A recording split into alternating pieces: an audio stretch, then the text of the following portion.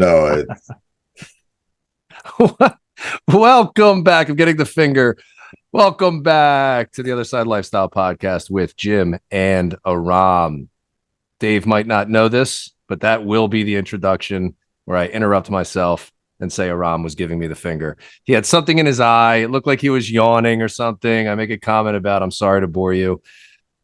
It's what we do. Today, we have a doctor in the house, so we're all going to be fine. We have a doctor in the house. We have Dr. David Maconi. And we just, as we were talking before getting on, found out that we live in, well, not currently, but grew up in the same state, went to the same college, and vacation at the same beach. Yep. And took two totally different life paths. Dave is out there educating and helping people, and Jim is destroying the youth of America one day at a time. That's my only thing, hope and dream.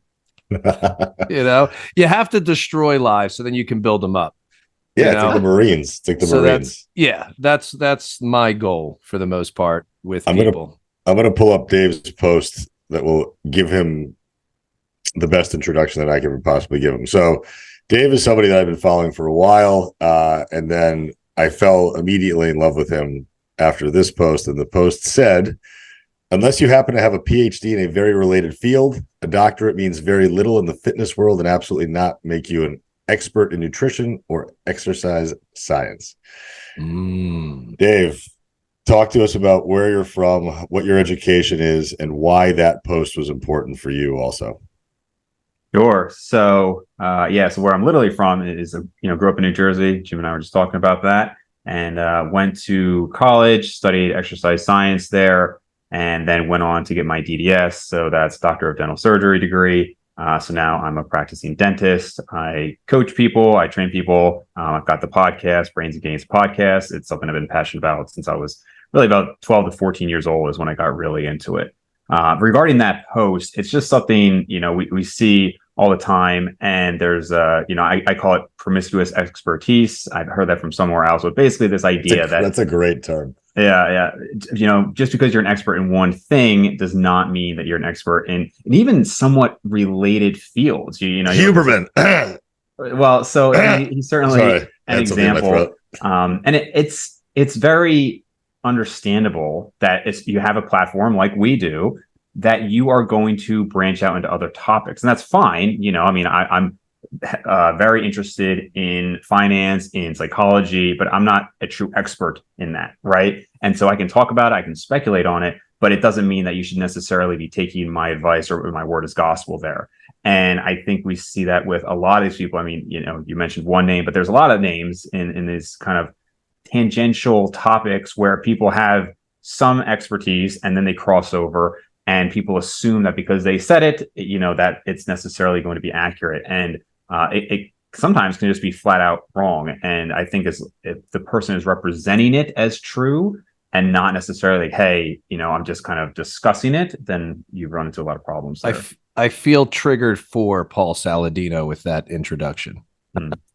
Even though I do, if nobody knows his name, he was formerly the Carnivore MD, Paul Saladino, but he has changed his tune. I just watched a little interview with him where he's admitting, and he changed his name on Instagram. He's admitting that wasn't the way to go. The original Carnivore MD didn't even eat fruit. And then I guess maybe a couple years ago, he started eating fruit, and he's like, this is good, but still kale and vegetables are bullshit.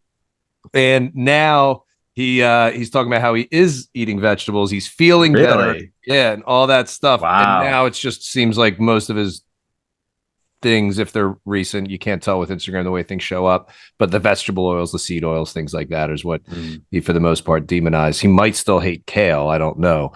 I mean, that's a whole t-shirt line that he has, but I have earned some respect for him for actually switching gears. At the same time, that whole first gear is what got his supplement line going, and he still has that supplement line. So it's like, that's his bread and butter. He could switch, his tone with stuff, but I give him some respect for switching his tone. So David, so obviously as a dentist, completely different arena than exercise science and exercise phys and nutrition.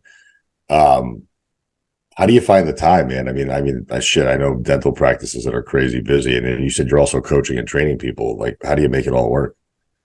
Yeah, it's very busy. So I own my own practice. So that, that's basically 2 in 1. So I've got the clinical aspect and then I've got the managerial side of it.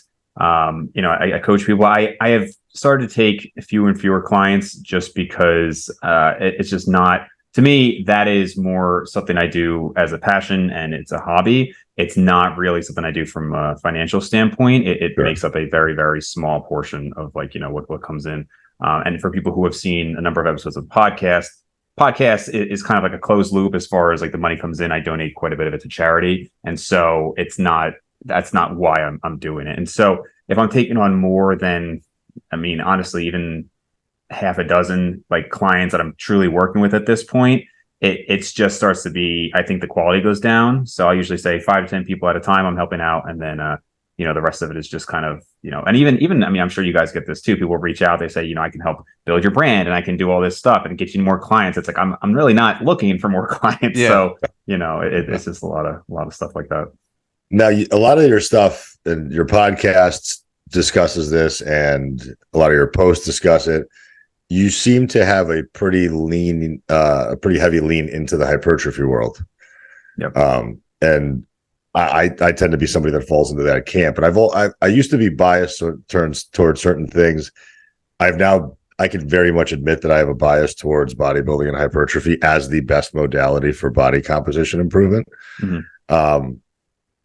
I could justify it in 1,000 different ways, but I'm curious to hear what your take is as far as the different modalities of training that exist out there. And quantifiably, is there truly a best way? Because that is a discussion that we have a lot of lay folks have, right? What is the best workout for me to get the body that I want? Because most people don't give a shit about deadlifting heavy or doing a pull-up. Like they may say it out loud, but really what they want is they want to be able to look great naked. And that's what most folks I think are looking for. So in your search for this, have you seen anything to be kind of what the best is? So what is the best way to train, or what is the best way specifically to train for hypertrophy? I would say that what is the best way to train if your goal is primarily body composition improvement? Yeah. Yeah, I mean, as much as I hate to just use anecdote, there's a reason that bodybuilders tend to look the best out of all the lifting, competitions like strongman and powerlifting and whatnot. Obviously, there's plenty of bro science involved with that, especially I think in the more enhanced community. But the data is out there, and there's a lot of examples of people who have switched from maybe, let's say, a powerlifting type program to bodybuilding and seen favorable changes in body composition and whatnot and how they're looking. I think for me, if you guys know like the DC training, like Dog Crap and Dante Trudell, are you familiar with them? So I know Trudell pretty well, yeah. Okay. So, one of the things I like, there's certain things, older principles that maybe don't apply as much, but I think one of the good things he did with bodybuilding was to say, okay, stop focusing on just this pump and fluff type of stuff and focus on getting strong in the moderate rep ranges, right? And just lifting heavy weight. And that can be conflated for some people to say, oh, I'm just always trying to hit PRs. And that's not what I'm saying. But I really do revert back to the basics of, if you find, let's say, a key 3 or so exercises per body part, and over time, while, obviously good nutrition and gaining weight and everything, you are increasing your strength in those moderate rep ranges. To me, that's the way to gain muscle. And you can get into the finer details, say you've got weaker body parts, you've got to do certain things. But if we're just talking like, broad strokes, increase, let's say like a hammer strength chest press from 2 plates to 4 plates for sets of 12, that person's going to be much, much bigger. And, obviously there's different ways to do that, but I always try to come back to that progressive overload. And I think what a lot of times you see a lot of really big, strong guys that are just already kind of built that way naturally, because they just tend to be one of these mid 250 or 300 pounders, especially in the male community. And they tend to have a knack for kind of just the big 3 lifts. Mm-hmm. But you could see some pretty strong bodybuilders too. And then this bleeds into the conversation of functional training or functional strength. And this is where you start to branch off into the group fitness classes and the CrossFits of the world, where they're talking about the movements that they use are more functional than bodybuilding movements. And I always tend to have a bias against that, because in my opinion, When you're training any exercise in a full range of motion with little orthopedic risk, how is that not functional? I would say from my experience going, because this is where sometimes me and Aram slightly differ with this stuff. When I was training CrossFit,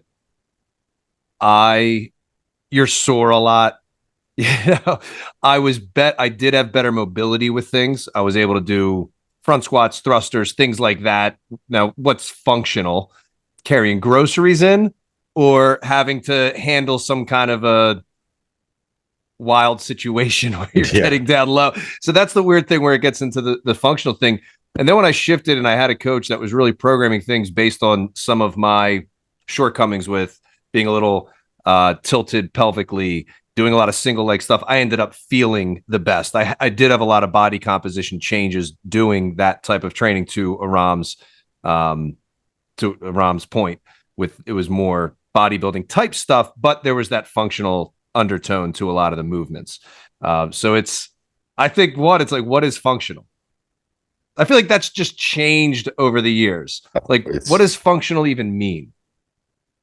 Well, that's what I was going to ask is, when you say functional, what does that mean? Like, how are you defining it? Because I don't know if somebody's got, do you literally mean a movement that can make me function better during activities of daily living? Like what does that mean? And you could also make the argument that people who do CrossFit movements and dynamic lifting a lot of time have a higher injury rate, right? If you look at the studies, strongman per 1,000 hours, is going to have a higher injury rate compared to, let's say, like powerlifting, which is going to be higher than bodybuilding.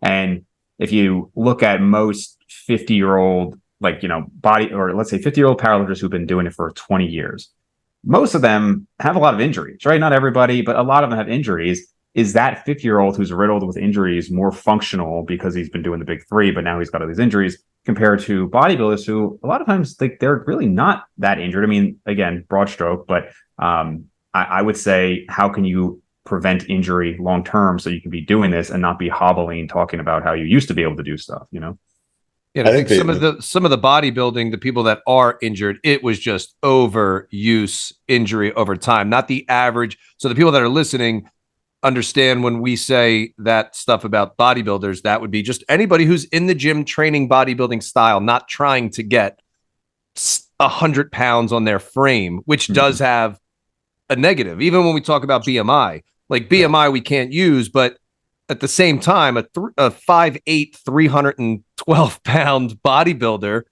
who's considered morbidly obese on the BMI scale, that's still a stress on their heart, carrying that, and their joints, carrying that kind of stuff. So there is that line as well where BMI can give you some information.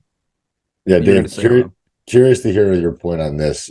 So the problem that I think we face as an industry is that we're seeing people and we're getting people in their most desperate moments, right? Like they've gained a bunch of weight. They're not happy with their body. They're not happy with how they feel. And they may not have the lifting background and the eating knowledge and the baseline that you and I and some of our clients have developed over the course of decades, right? I started out using nothing but barbells and free weights, and then I graduated into kind of more of a bodybuilding style, cable machines, hammer strength, and that's where I live now. But I had to go from one thing to graduate to the next thing. Our clients, most of the time, if they're hiring us, they don't have the time horizon to build up this lifting acumen, to get them really good at the baseline level lifts, know how to use barbells properly, know how to use dumbbells properly. So unfortunately for us as practitioners, we have to circumvent that process a little bit and speed it up just to get some of that emotional buy-in. Is there a way to do that effectively without losing kind of sight on the big picture of like, hey, like we're going to get you that win now, but understand that like it's bigger than just this thing that you're chasing right now?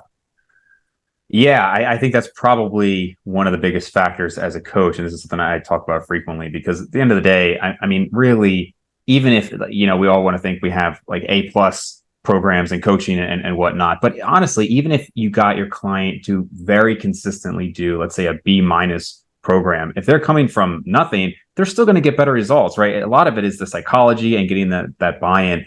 And, I think about like my profession. If somebody comes in and they're in pain, it really doesn't take a lot of convincing to get them to get the treatment because pain is a very powerful motivator, right? It's like whatever you can do to take this pain away. When we're talking about our clients with training, It's more of a long-term, okay, it's still a pain point, right? But it's pain for the last decade. I've been out of shape. I've been unhappy with how I am.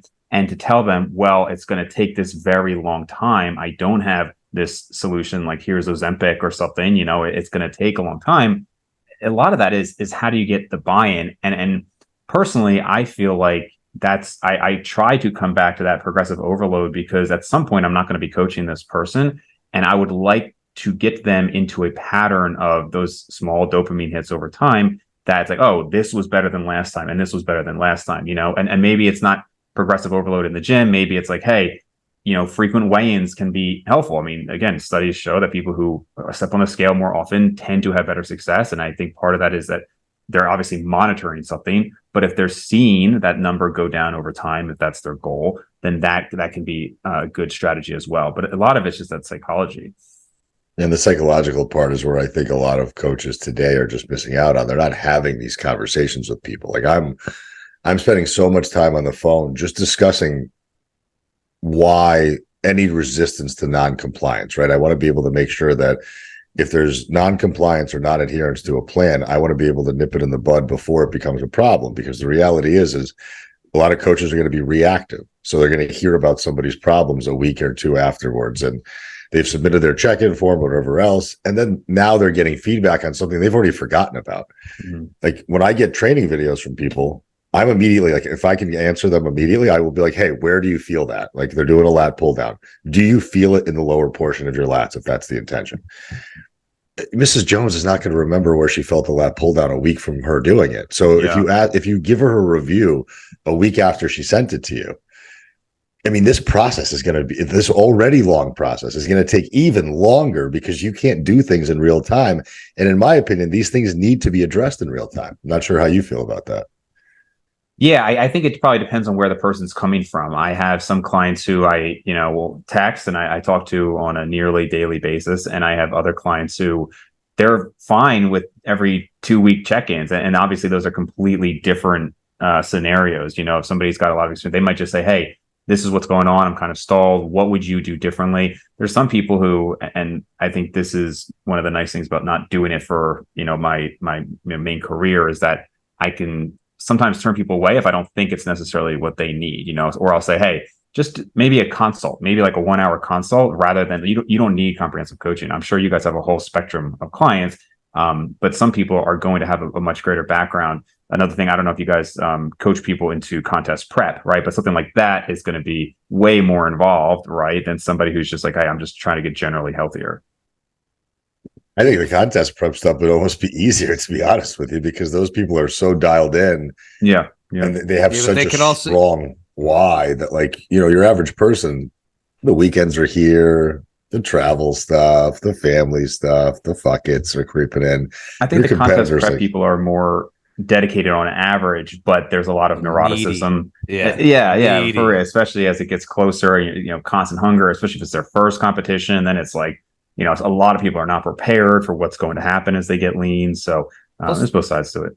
Yeah. Plus they're expecting if it's a first time they're working with somebody, they're expecting the coach to have this perfect protocol, but it's like, we don't know how your body's going to respond to water and salt, and when do we have to introduce things and all that kind of stuff. Like, you have to get to know. So anybody doing contest prep, stick with maybe your coach for more than one competition, so they can learn your body a little bit when it comes to that. But you'll see that with the athletes, the high level athletes, they can be potentially more needy, a little bit more attention if they're high. I worked with a guy who was an Olympic skeleton, like the bobsled, but by himself. Oh shit. Yeah. And it was needy guy. Same thing, like he was the PT guy that I go to, worked with him, and he's just like very needy. Sometimes they can get like that. I also think that our industry tends to set unrealistic standards and expectations for clients, because they don't deal with frustration well. And I'll give you an example. So let's say, for example, somebody's 4 weeks into a program with you and they're not losing weight. Now, granted, they've been about 70% adherent for those 4 weeks. A lot of coaches are not going to get on the phone and be like, hey, Mrs. Jones, let me just explain to you we need some compliance here. Compliance does not mean 70-30. It means 85-15 at least, if not 90-10. This is what you should expect. We're going to see like they're not going to take the time to do that because they probably have either way too many people or they don't give a shit. So what we see a lot of times is we see this non-compliance turn into this isn't working, which then turns into the coach placating to the client and then altering macros, switching workouts. And then what it does is it just consistently reinforces this need for novelty. Do you find that is a really big problem that we're facing, is this need for novelty? Yeah, I mean, for sure. I think that is one of the things so I will say one of the nice things about with my clients is that they generally find me through the podcast, which means they generally know my views on things. And I'm pretty open about the fact that if something is working, you should stick with it, that there's not these like secrets out there. It's pretty rare that somebody finds me who has no experience with anything, right? So I think I probably deal with it less, but I know a lot of people on Instagram and whatnot, they're dealing with almost entirely Gen Pop. And, I think, was it 1 or 2 videos ago, I was talking about how a lot of Gen Pop just thinks like what's a good workout? And they'll say, oh, I had the best workout. And it's like, well, what do you mean? Well, my trainer, they had me do this thing, and then I did this thing, and I really felt like a burn later. And I'm like, I guess in their mind that's they got to sweat, right? To me, it goes back, okay, did you progress from last time, et cetera, et cetera. So they're looking for this new cool movement. And I understand novelty can be motivating. I do understand that not everybody's a robot and just wants to do the exact same thing every time. But they need to distinguish between we're doing this to keep it entertaining for you versus we're doing this because you need to do it for results. Yeah, I think that's good for any coach to even understand. I remember Zach Evanesh, if you guys know, he's from the Squan. Zach Evanesh, he's the Rutgers strength conditioning coach for like the wrestling team or something. Okay. Whatever. He's highly respected in the space with strength and conditioning. It's all about talking about how kids are coming in just weaker and weaker than ever, and how strength and like old school strength, picking things up, carrying things, stuff like that for the athlete. But he's like, yeah, like these kids, they just want to get a bicep pump sometimes. So at the end of a workout, hey, let's run the rack with the biceps. I gave you what you needed, and then I gave you this novelty thing of something that you wanted. So even if a coach is struggling with that, maybe that kind of what you said, you just say, hey, this is the thing that's going to make this workout fun. We'll do this little burner kind of thing at the end if it's not detrimental to what their training was, but they do need to understand exactly what you just said, that progressive overload. When it comes to, and Aram kind of asked it a little bit earlier, but then I think, distracted ourselves. If somebody's new, like you were talking about, the general Gen Pop person, new to it, not a teenager, early 20s anymore, do you think that there's any benefit or direction that would be better for them with hypertrophy bodybuilding type training when it comes to, do I need to learn the big 3 lifts versus using machines? Can you start with one and go the other? I mean, Aram started doing that stuff, then he got into bodybuilding. A lot of people might be doing the opposite, and they think, I've never really deadlifted or learned how to squat correctly. Do you think there's any best method when it comes to which one versus the other should you start with?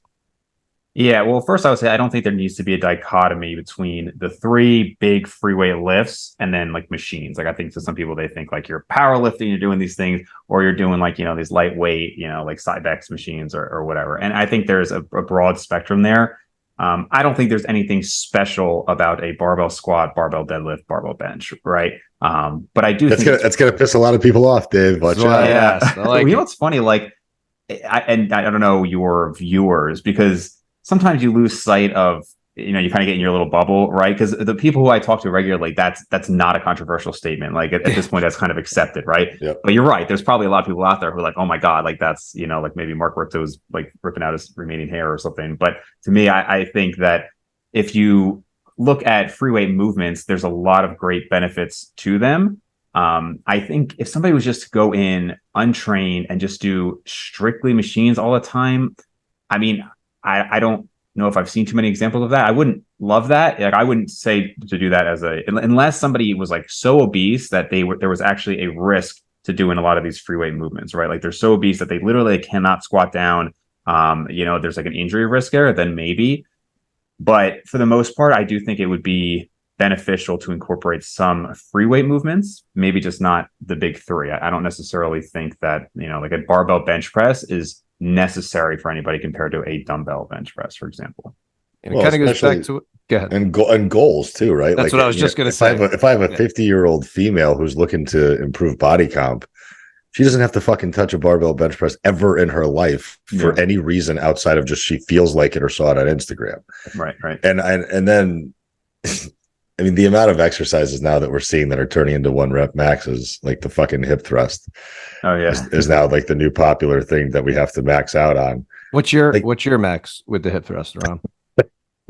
My max with a hip thrust? What's your hip thrust max? I haven't put more than 185 on a hip thrust in 5 years because I used to be the asshole that would put 6 plates on and then need like 3 people spotting my hip thrust like an asshole. I want you to know, Dave, the reason he doesn't do more than 185 is because that's roughly my body weight. That's the only weight he ever needs to hip thrust. Also true. Try to keep it as homoerotic as possible. Also, I don't think that Brett Contreras will let me into the glute lab if I can't get above 225. So maybe I'm disqualified at this point. But let's be honest, like a hip thrust is a single joint exercise. Like, yes, the ankles are kind of moving. Yes, the knees have to do something, but it's really, to me, it's like a glorified hamstring curl or a kickback. Like, you don't need to put 600 pounds on it and then try to throw it off the floor for 1 rep. Because again, and this is something I think I want you to explain to our listeners, the concept of volume over the course of a week. So we've seen research on like 3 to 20 reps taken to near failure should produce some type of strength and muscle growth. That's pretty universal at this point. But when it comes to obviously for us, we're programming exercise for people to the best of our knowledge. But if somebody didn't want to hire a coach and they wanted to design their own program and they wanted the meat and potatoes of the program to be body comp focused, which again, probably most likely hypertrophy focused, how can they set something up on a weekly basis that would make sense? You mean how can they distribute the volume, or you're talking like starting from scratch to set up a routine? Yeah, I mean, bare bone, like 30,000 foot view. What would a decent routine look like for that person?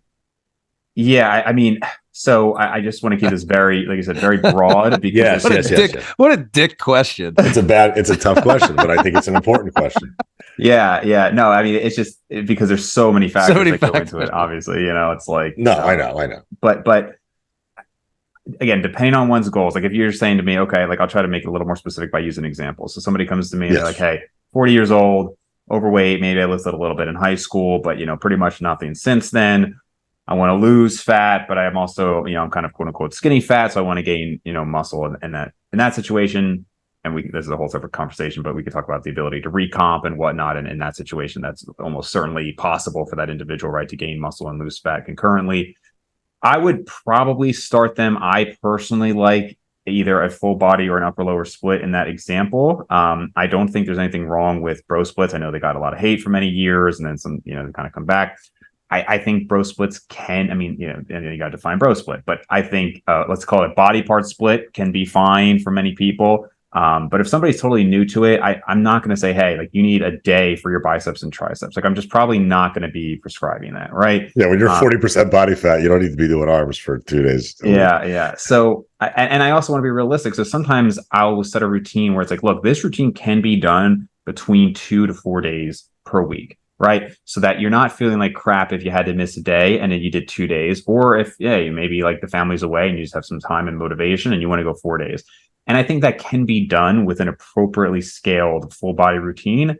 Obviously full body, you don't necessarily want to go back to back, but you could do like 3 or 4, depending on the spacing, and kind of like let's say upper lower, like an A1, B1, A2, B2 kind of routine.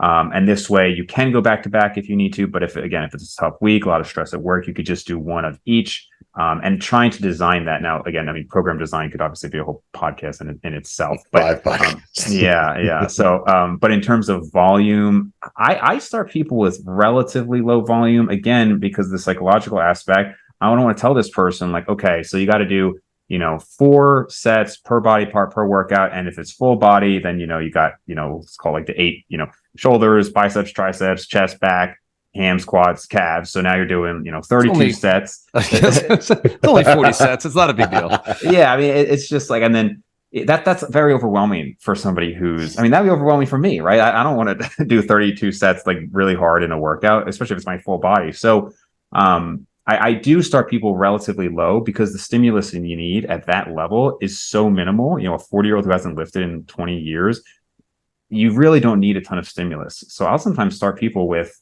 a couple of sets per session per body part, maybe. Weekly volume, if you want to look at it that way, could be 4 to 8 sets per body part if we're talking like the big body parts. And I do think there is some merit to the studies that show higher volume can lead to more hypertrophy and depending on training age and whatnot, but not like necessarily the 40 sets that I know the controversial, Brad Schoenfeld study and whatnot. But I do think higher volumes have a place, but not generally for somebody who's that new to it. Or it depends on what muscle group you're talking about. Like I think your middle delt, your biceps, your triceps could probably handle 15 to 20 sets a week if you really wanted to. But I don't think if you're nailing quads, glutes, lats, pecs for 20 sets, what's the quality of the work that's getting done per set at that point? Mm-hmm. So a lot of sets of mid delt. Well, I mean, listen, it's a muscle group that it doesn't tend to grow well on people that already have them. So if you're trying to develop that muscle a little bit more, and that again, Gen Pop isn't going to have that problem. Yeah. But can you explain the difference between different types of fatigue? Just because I think people need to really understand kind of just the understanding, like the mechanism behind this. So there's kind of like that. I just did a group fitness class and I'm shot. Like I spent 45 minutes running from station to station. I'm just physically just tired versus I went in and I did a pull day and my lats, my rhomboids, and my biceps are exhausted. And then describe the difference between those two fatigues. And then how does that relate to recoverability? So, I mean, it sounds like you're mainly kind of distinguishing between cardiovascular fatigue and muscular fatigue, or I guess I would say more like systemic fatigue, which is like I'm just overall like the CNS is fried, I'm tired, I did a lot of shit, but I didn't do any specific shit. Okay. Yeah. Which is interesting because you could technically have a smaller body part that is extremely fatigued, right? But systemically not fatigued at all, right? Obviously, like calves and forearms and whatnot, you could do 50 sets really, and you're not like going to be the next day be like, oh my God, I can't get out of bed, right? It's just not that same thing. I think that kind of goes back to before about the different types of, I had a good workout is, and I'm not trying to like hate on, let's say like the soccer moms who just go for cardiovascular conditioning. Like that's still going to have health benefits, right? That's still going to have a caloric burn to it. That's still great. Like get off the couch and do those things. That's wonderful. But I'm sure we've all had clients of like, they'll say, how do I work this? Right. And they'll like point to this muscle, like, how do I get this bigger? And it's like, well, it's probably not like, just, lightweight adductions or something, right? Like that's probably not going to be doing it. So, I think mainly it just comes back to categorizing what the goal is and placing that fatigue in the right places, because one that you didn't list was maybe like psychological fatigue. Right. And so some of these things, if you're over time not getting the results that you want, that's going to lead to a psychological fatigue. You could even say like in a dieting phase, there's maybe like a quote unquote like adherence fatigue or nutritional fatigue, where just doing these things over time, you can only take so many stressors at once, right? So I think you kind of have to place that. I don't know if that's like directly answering your question, but I would say yes, there's certainly different types. Well, and this is why I also think too, from a injury prevention standpoint, from a longevity standpoint, from a stress management standpoint, and then also caloric intake, because I think this is where a lot of coaches are getting it wrong and where a lot of lay people are getting it wrong, is they're not matching nutrition to training properly. So I used to be very dogmatic pro reverse dieting, almost everybody, which is the stupidest fucking thing in the world, because if you're 40% body fat, the last thing you need to do is eat more. Now, obviously, we understand that a person can't adhere to a calorie deficit forever. And psychologically, there's going to be a point at which they break. And then if they break, they go hard the other way. And now whatever happened in 8 weeks is going to get undone really quickly, because these people do have a relatively sensitive metabolism that's going to not be able to take a 200 calorie surplus and not pack on pounds, because they're already metabolically compromised at that point, in my opinion. So where do you think,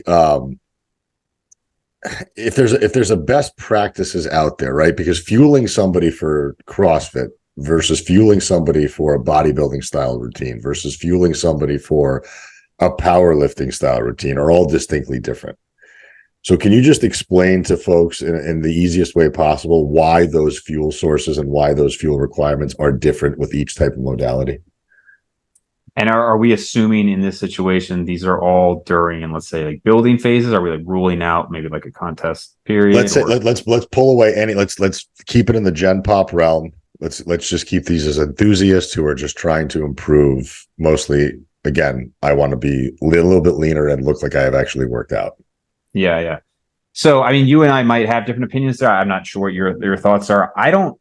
So, if somebody comes to me, and again, I'm not like coaching like people who are going to the CrossFit Games or anything like that, right? So there might be differences at the highest level of competition. For me, most of the clients that I have, the nutritional aspect is important, but I don't personally see huge swings in like, trying to say, okay, we're trying to time this, perfect pre-workout where you have to have this many carbs per kilogram of body weight or per kilogram of lean body mass before that. There are studies showing that. And for, let's say like longer endurance work and whatnot, that would be a factor. Again, I'm not super familiar with CrossFit. So maybe if there's like these 2-hour workouts that it could be a bigger factor.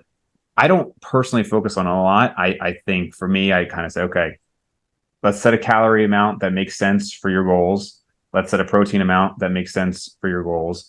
Fat versus carbs, I've kind of shied away from that over the years. Not that they don't matter, but I'm talking like obviously at the extreme ends, or if you're having no fat or like a ketogenic diet, I maybe don't think that's ideal. But I kind of just set them at moderate. And if we're talking Gen Pop, it's one less thing for them to worry about. So I do have them send me their nutritional log so I can make sure it seems reasonable, that the quality, micronutrients are in line and whatnot. But I don't really super focus on those details. Is that significantly different than your experience? So what I find is that the effort expended inside of the gym or with workouts is going to usually help me dictate what fuel source I want to prefer. So if somebody tends to be a little bit more glycolytic in nature, let's say they're doing more of the carb depletion style workouts where they're actually, getting some glycogen stores down because they are truly training to at least near failure for what I can see.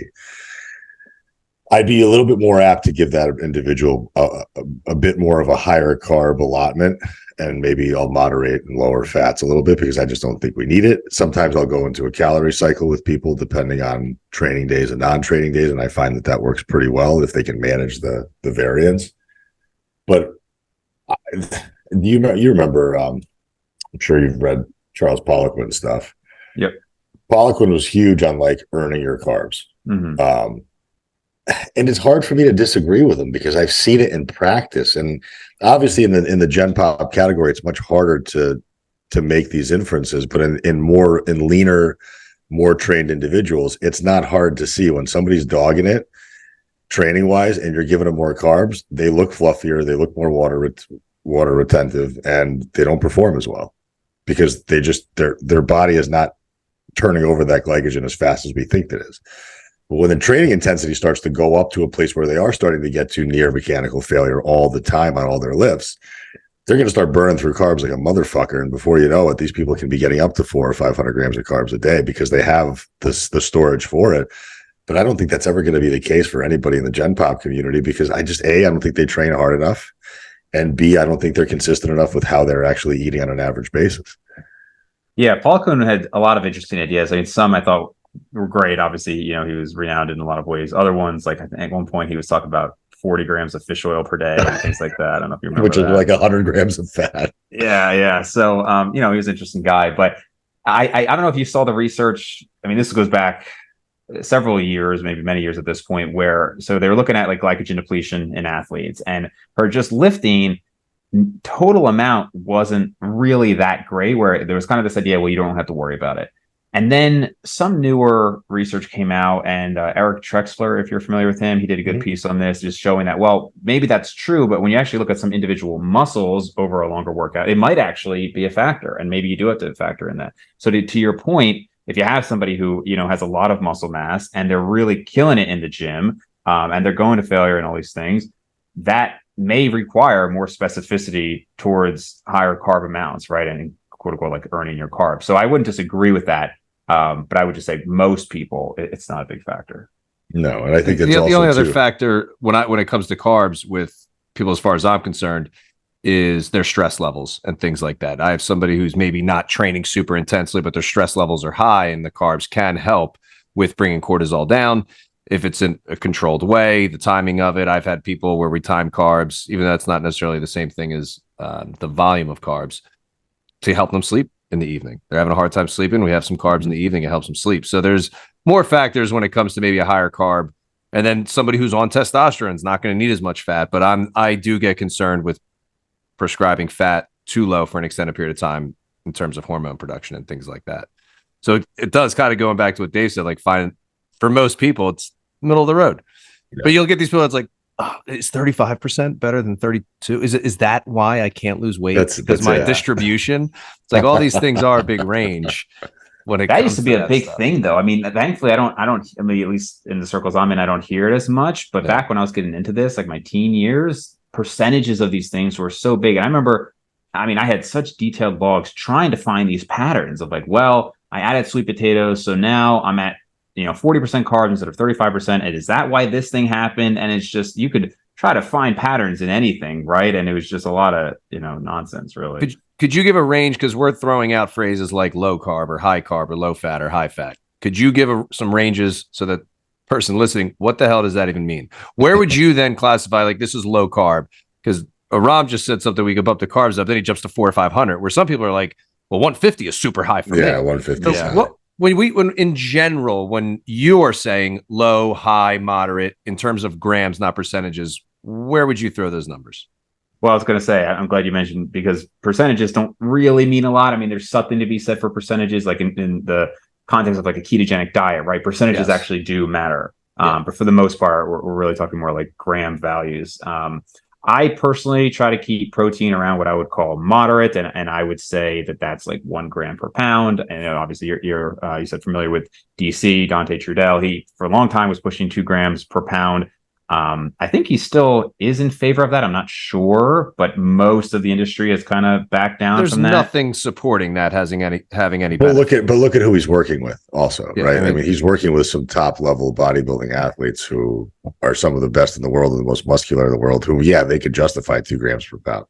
The only thing I would say about that is, and again, like at some point, we can't, we say appeal to authority is not a good thing. However, at some point, I'm like, well, there is something to be said for authority. Like I'm sitting here having trained 0 people who have stepped on Olympia stage, right? So I'm not going to be like, well, Dante, you don't know what you're talking about.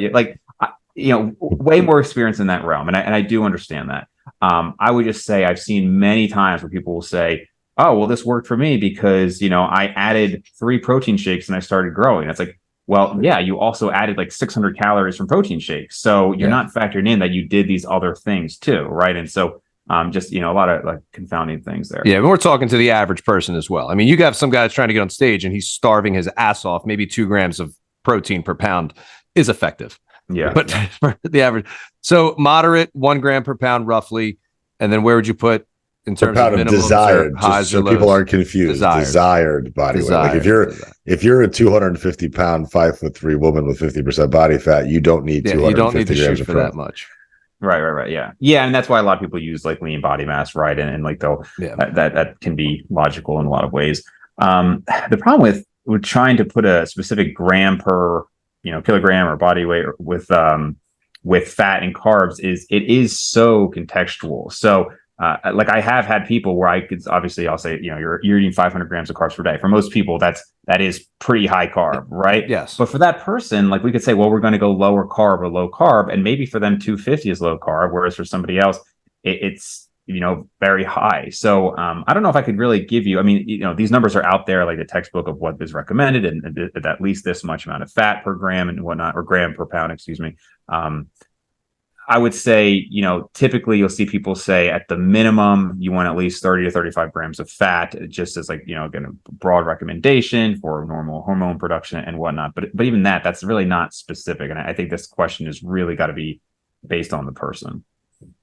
I think it just comes down to understanding what these foods are actually giving us. And this is something that I talk about with my clients incessantly. Like I talk to them about what the fuel sources are versus what the building blocks are. Like protein is not a fuel source. It's a building block. It's breaking down into amino acids. Those amino acids are stored in pools, and then when needed upon, they're drawn from. Carbs are... Do they yawn after you explain that? Fucking dork. I'll handle you later. I will handle those 185-pound thrusts, man. Yeah, I will thrust the shit out of you. We got to get a PR, buddy. Well, you put on a little bit of weight, so maybe it'll be 194 pound PR. Add 10 pounds to that bar. But I think it's important for people to understand, because I think people can, like, protein's also the hardest thing to break down digestively. So if you're eating a shit ton of protein and your body's not handling it, there's people that are going to have digestive issues, bowel issues, and that's a miserable place to be, walking around bloated and distended all day because my coach told me to eat a gram per pound.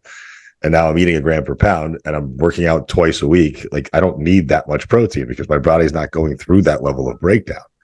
So if you're going through a significant amount of muscle damage, breakdown, whatever, yeah, you could justify a higher protein diet. But if not, like, I would rather always start low and build my tolerance for anything up high, because it sucks pulling food out of people's mouths once they've gotten used to eating it, right? Imagine giving somebody a gram per pound of protein and then 2 grams of carbs per pound, and then they're at 50 to 60 grams of fat. And then you realize, oh shit, they got heavier and they're not feeling well. And now I'm going to start dieting them down. It's not a favorable psychological place to be. So I would rather almost start conservatively lower and then watch them respond. And then maybe in a week or 2 weeks or every 2 weeks, titrate up as opposed to titrate down, because I'd rather see what the upper ranges of maintenance calories are for people. Find that place where they're relatively comfortable. They're not seeing a ton of fluctuation. They're kind of flat across the board, but they're seeing some improvement in measurements. They're seeing some improvement in performance. And then once we get to that place, cool, maybe we're in a place where we can diet you down. But I don't ever really put people into a surplus either. I'm not like, what are your views on, like, what are the types of populations of people that do really require a surplus of calories to grow muscle?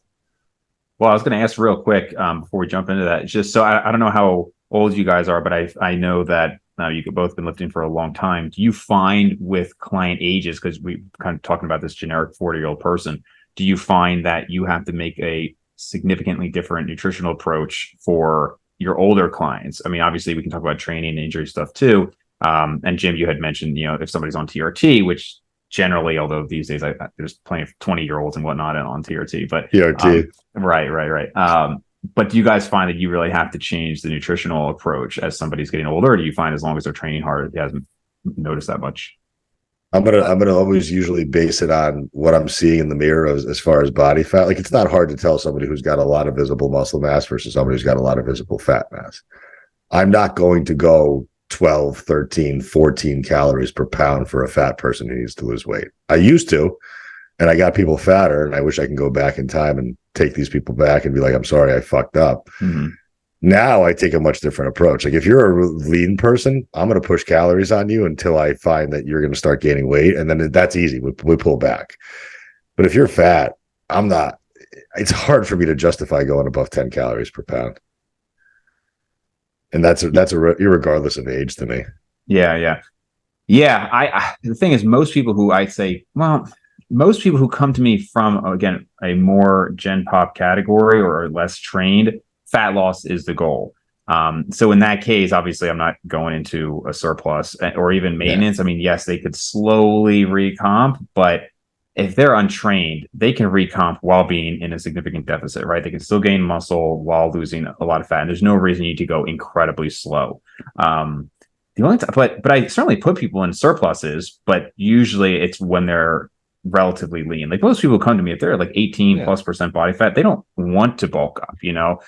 Sometimes I have to get people who are 12% body fat to accept adding calories, right? Because I'm like, look, you're going to hit a wall eventually. Like, you do need to eat. So I would say, if anything, I have to push people to it, but usually we try to get them to a reasonable body fat first. Yeah, I'd say with the only difference for me with your original question is with the older the person's getting, I am pushing protein more, but stressing the importance of it for their life and their health, not necessarily just for being full to try to be in a deficit. So I don't really see a big difference in what I'm prescribing or doing, especially because for the most part, it's responding to the individual and how they're handling it. So there's nothing where I'm like, all right, you're this age. At the same time, there's somebody's postmenopausal. You gotta be aware of low carb diets. Somebody's at, with the menopausal stuff. I mean, there's those types of things that would change. Yeah. For women, I would agree with that. I would say the biggest differences I see are, again, psychological. A lot more neuroticism with some of the younger clients. I would say they got to get it done right now, and I totally understand that because we were all 16 at one point and like trying to impress people. But there's plenty of it at 55, my friend. Yeah. I'm seeing that shit daily. There's plenty of neuroticism I work with mostly women, and when they hit 48, 50, 52, and they're in the heat of menopause and everything is changing simultaneously, then God forbid they also get on HRT the same. And then they have fucking this guy talking about amino pools and shit. And they're like, listen, I got this belly fat. Stop talking about pools, bitch. I'm going to throw you a pool. We have to rip each other a little bit every now and then. I know, a little bit.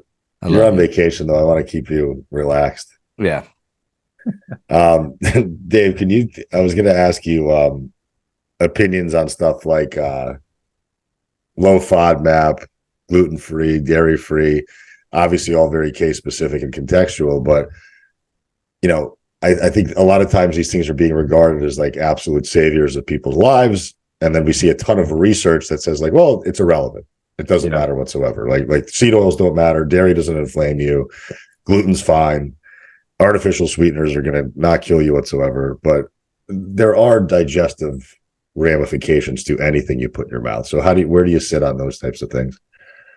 Yeah. So, oh man, the world of nutritional research is just fraught with so many confounders, right? And let's just even assume that all the research is legitimate, right? Like no, and I'm not, some conspiracy theorist at all, but there's obviously been some.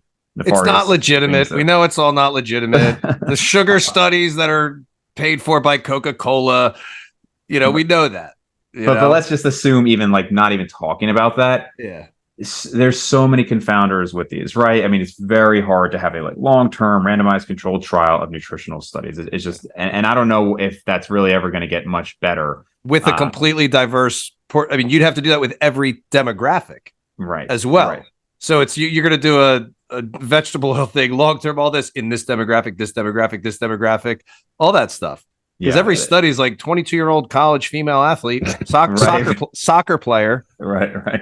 Yeah. It's really tough. And so this is why, like, I hate to be, because I love to say, like, let's look at the research, but I do think people kind of need to test some of these things out for themselves. And I'm not going to tell somebody who says, hey, like, I took out this food group and I feel amazing. Maybe their reasoning is wrong, but fine. Like your reasoning can be wrong as long as you're not promoting it as like a savior on Instagram. And this is what everybody else has to do. That's where we get into the problems, right? Agreed. But if it's working for you, then that's fine. Maybe like I personally, like I'm very analytical, so I would want to try to figure out why, but we still want the results first, like primarily. As far as low FODMAP, that is actually pretty well studied. Relatively speaking, and I think it's generally accepted. Well, maybe not, but I think it should be generally used as an elimination diet, right? So for people who don't know, elimination diet, you're basically taking out all these potentially problematic foods. So like maybe the most extreme example would be like a carnivore diet, right? Where you're taking anything out that could be potentially problematic.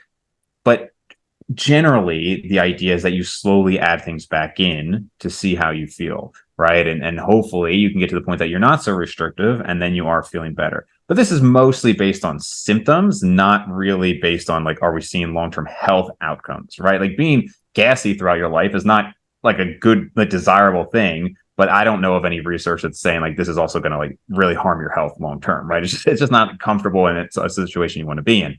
And trying to define like IBS, right? And that whole thing can be kind of nebulous as well. So, but I think the diets are fine. I mean, I think they're fine to try out for symptom relief, but I would more or less end it there. Yeah, no, I agree. I think with the symptom relief stuff, it's like I typically will deploy something like gluten-free, dairy-free for women in menopause. Like I tend to find that it works well for them because it starts to remove potential inflammatory things out of their lifestyle, and then they start to feel better. And then there's also that psychological win. And I used to be very dogmatic against like placating to people, but now as I've gotten further and further into this career, I don't mind you feeling sore. I don't mind you feeling better on this or this removal. Like I used to be like, no, like there's the textbook says this and we're doing it this way. Yeah. Now I'm like, fuck it. If you're happy and you're satisfied with my service and you're satisfied with our relationship and you're getting some level of a positive benefit from working with me, great. That's better than where you were before. And I would just reiterate, as long as it's not then promoted as this was the answer, right? Like this is why it's working, and then everybody else needs to do it.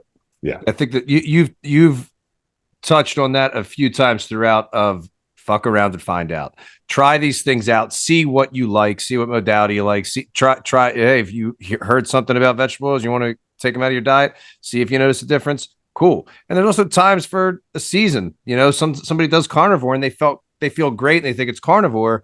Doesn't mean that it's forever. It maybe was great because you were used to eating total shit. So when you cut the shit out, it wasn't the fact that it was carnivores. Maybe you cut the stuff out. Not every training modality lasts forever. It's not like you do CrossFit forever. It's not necessarily that you're going to do functional fitness forever or bodybuilding forever. Like these things can all change, and there's different seasons of our lives. And I'm excited for when Aram gets a few years older and he's like, and he can't walk. And he's like, I do think that people should be doing functional training because one of the downsides of bodybuilding is that you turn into a brick shit house that can't move. Listen, I'm going to fucking do this shit until the wheels fall off, and I am fine with it because there's always going to be some new chemical that comes out that I'll be able to inject somewhere intramuscularly that will give me some type of a benefit. I can't wait for your wheels to fall off, and then you're going to be in a wheelchair, and it's like you're actually on wheels. And then we'll see. I'll be so fast. I'll be way faster on wheels than I will be on my 2 feet. He wants to be in a wheelchair so that he can finally be a competitive athlete. He thinks that he can then join the Paralympics. He thinks he'll be able to do something then. The closest I'll ever get to dunking. Dave, one last thing for you. I don't want to take up too much of your time. The adaptive physiological processes, right? Like people adapt to diets, people adapt to workouts. Just so people kind of understand what adaptation means, because I think sometimes adaptation can be positive and sometimes adaptation can be negative. But we have to drive adaptation to produce some type of result. Just in a 30,000-foot view, how would you explain that to the layperson so they understand that, like, if I do XYZ diet, at some point, it won't be a diet for me anymore. If I do this type of workout, I'll get better at it. I'll adapt. It won't be as effective. Yeah, that is, again, I mean, I think that's kind of an overarching theme here where we talked about progressive overload and everything. The reason it's progressive overload is because that thing that was hard initially, you will eventually get used to it and it will no longer be a stimulus, right? You talk about homeostasis within the body and everything. And so this is why I always emphasize that even though we think of progressive overload as, lifting more weight in the gym, and that is traditionally how it's thought of, you could say progressive deficit, right? In reality, it's a progressive drop in calories, but the deficit might not actually be greater. So your body is going to adapt. And I understand that you were maintaining on 3,000 calories and you dropped to 2,500, but that doesn't mean you're necessarily even going to lose weight. Sometimes not even initially, other than maybe a little bit of water weight, because there could be a pretty big range for people that I call like a maintenance range, right? Where you might be able to maintain within 1 or 2 pounds within like a 700 calorie range for some people. I mean, depending on your NEAT, so non-exercise activity thermogenesis, there can be a lot of things. Again, your body adapts to those changes, sometimes very rapidly. And so I think whether it's to gain muscle or lose fat or whatever other habit you're trying to, ascertain, I think you just need to understand that things are, and I hate to maybe promote Greg Doucette, but, it'll be like harder than last time. And it's, might not literally be harder, but you have to drive that adaptation by progressing. So that's probably another thing where we maybe take it for granted because it's just so straightforward. But the average person probably doesn't understand that. Well, if I'm at 2,000 calories and I was eating 2,500, like, shouldn't I just keep losing weight? And unfortunately, the answer is no, right? Yeah, that's but that's such a bitch for people. I mean, it's like, well, it's, what was a deficit is now maintenance. Then you have to drive a new deficit, and then that's going to become maintenance. And then you just keep going down and down and down. And this is why it's such an easy thing to just install periodization, help somebody toggle through those things. And then just basically you could use the concept of periodization in either training or nutrition for the rest of your life and always kind of be net in a positive place usually. Yeah, I agree. Listen, thank you, Dave, for coming on. Dr. David Maconi from New Jersey, best state in the country. Ugh, God. Fantastic. So yeah, man, it was great meeting you. Maybe I'll see you in Ocean City in a couple of weeks. I'll take a little drive down.